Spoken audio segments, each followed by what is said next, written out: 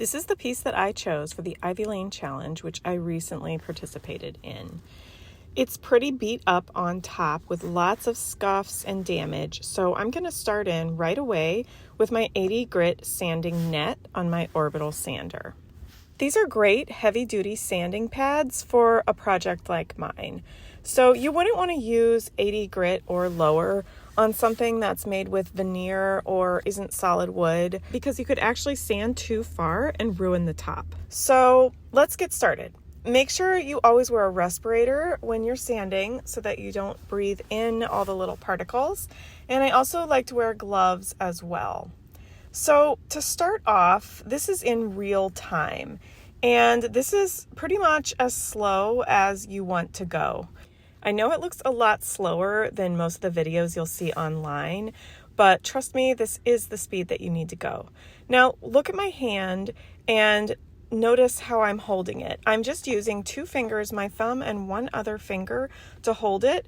Now you need to use your entire hand to hold this, but that's the pressure that you need to be applying. So basically no pressure. You're really just holding it and kind of guiding it and letting the sander do the work.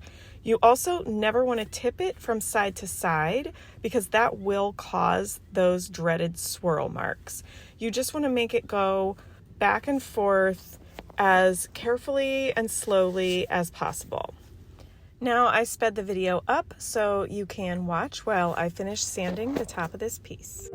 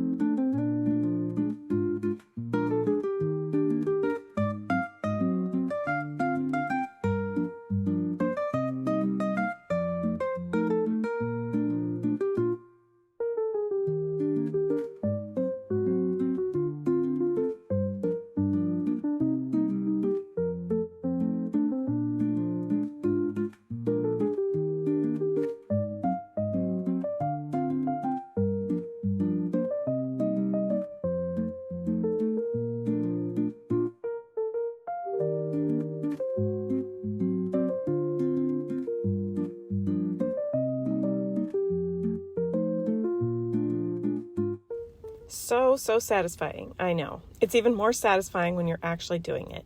Now, here's a part that I wanted to show you on the other side that has some major water damage. Sometimes you can get this out with a sander, usually only if it's a solid wood piece. If you had a veneer top, you would not be able to sand this out. So I'm just going to go ahead and sand this spot exactly like I have been with my 80 grit sandpaper, and I just try to get off as much of the stain as I can with 80 grit. And I get it down pretty far. It's starting to look much better. It's almost invisible now, and then I'll just go back over that with a 120 grit and it will pretty much disappear. So that's what it looks like after I finish up with the 80 grit. I wipe it down, remove any dust, and now I'm going to go in with my 120 grit. This one is a sanding sheet and not a net anymore. And I'm going to start with that damaged spot, and you'll see it's kind of hard to tell from back here, but after sanding carefully with the 120 grit, that damaged spot is pretty much gone. And then once I stain it a dark stain, it will be pretty much invisible. So you don't need to go any higher with your grit than about a 120, especially if you're staining. This is pretty much all you need to do for a stain so that the stain will adhere properly.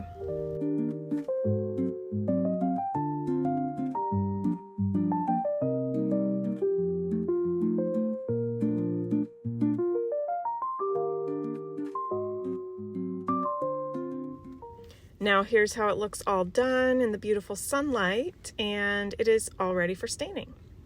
Now it's time to get started modernizing this piece. So first thing I'm going to do is cut off those accent pieces that are on the bottom. Those are definitely very dated, probably mid 80s or 90s, and we just don't want those anymore. I don't always remove things, but for this challenge, it needs to be a dramatic transformation, so I'm removing them. So I've got this handy little saw, and I'm just cutting off these extra pieces.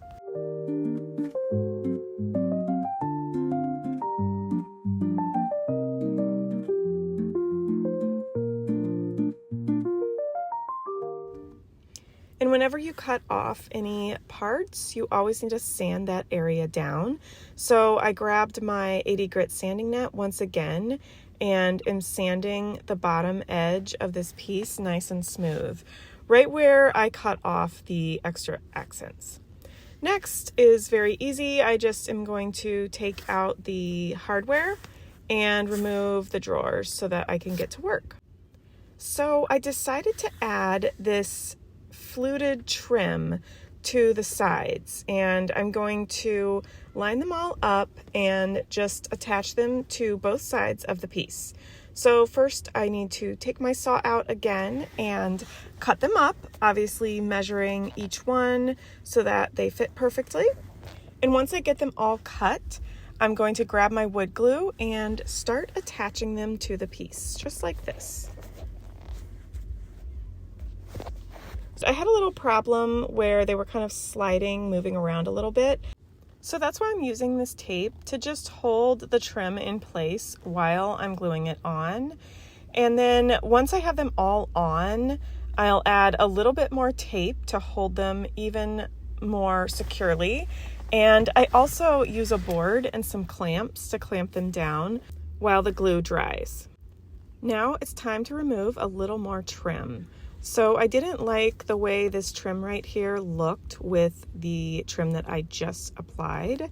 And so I'm going to remove that. I took my chisel and just kind of stuck it under there and then kind of pulled it off, and it popped off really easily.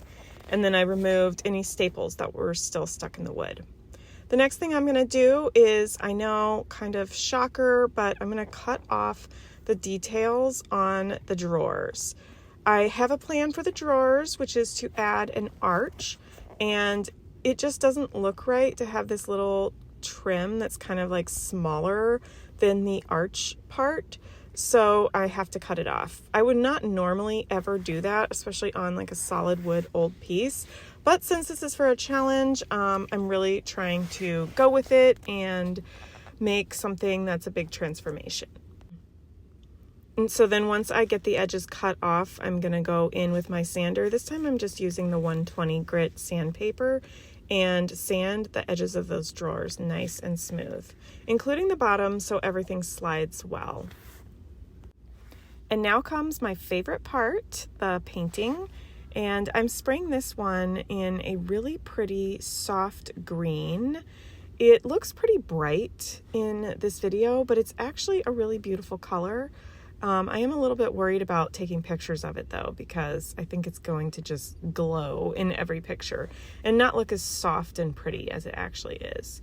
So that was super easy, only took me a minute or two, and then I'm going to pull up the tape and the covering that I put over the top to protect it while I was spray painting, and remove all the plastic so that I'm ready for staining. My idea is to stain the inside because that's an open shelf, and I think this dark stain will look really nice against the green. And then I'll also stain the top the same coordinating shade, which is dark walnut, one of my favorite colors. Now I'm ready to stain. My favorite way to apply stain is by hand using an old rag. So I dip the rag in the stain, like you can see, and then I wipe on a very generous amount of the stain and I let it soak in. When I'm applying stain to solid wood, I love to let it soak and sit as long as possible, especially when it's a beautiful dark, rich color like this, so that it really sinks into the wood and just really pops. once I wipe off the excess. And when you are applying stain to solid wood, there's really not too much to wipe off. So just take a clean rag and lightly wipe back any excess stain. And then once the stain is completely dry, I am applying the top coat and using this foam applicator pad. So I'm using a satin water-based polyurethane, which is one of my favorite top coats over stain. It just dries to this gorgeous smooth satin sheen, and you can still really see the wood grain showing through. It doesn't hide it, and it doesn't amber over time, so your stain will stay the same color and it won't get that yellow hue that some stains get eventually over time. Now, once that's all dry, I put the shelves back in, and here's how it turned out. I think the details make it look so much more modern. It's still the same piece, but the trim on the sides, the new hardware, and the arches give it that fresh, clean, modern look. And the dark stain really pops against that gorgeous green.